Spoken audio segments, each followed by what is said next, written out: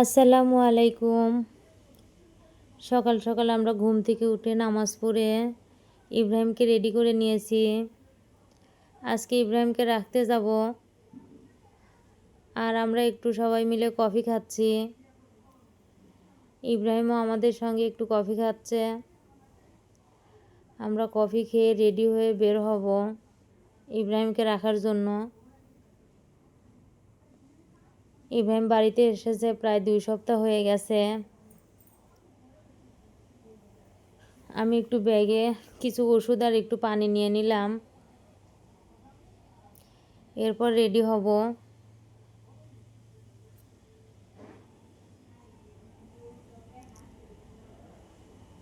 ইব্রাহিম কালকে সব bag ready করে রাখছিল, আর এই যে এখন সব ব্যাগ নিয়ে বের হব আমরা।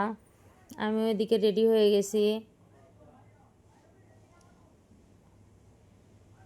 সবারই মন একটু খারাপ। ইব্রাহিম 2 সপ্তাহ বাড়িতে ছিল আর এখন চলে যাচ্ছে। ইব্রাহিমকে এত দূরে রাখতে যেতে মন চায় না।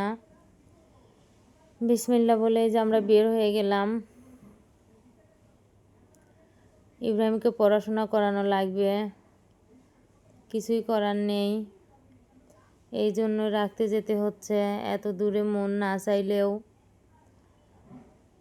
ইব্রাহিমের এখানে হেফজ করা শেষ হয়ে গেছে, এই জন্য ওকে ঢাকা যাত্রাবাড়ি একটা মাদ্রাসাতে ক্লাস 6-এ ভর্তি করে দিয়েছি দাখিলে, আর পাশাপাশি ও শুনানি করবে।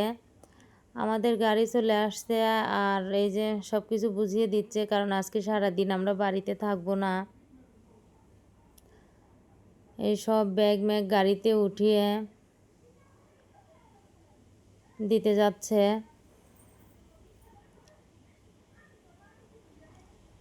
এই যে সব কিছু গুছিয়ে নেওয়া হয়ে গেছে, সব গাড়িতে তুলে দিল। আর এখন আমরা রওনা দিয়ে দেব। আজকেই আমরা আবার চলেও আসবো ইব্রাহিমকে রেখে।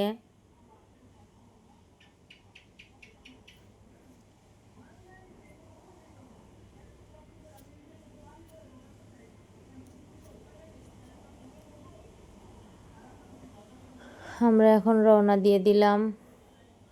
সবাই দোয়া করবেন ইব্রাহিমকে রেখে আমরা যেন ভালো মতো ফিরে আসতে পারি।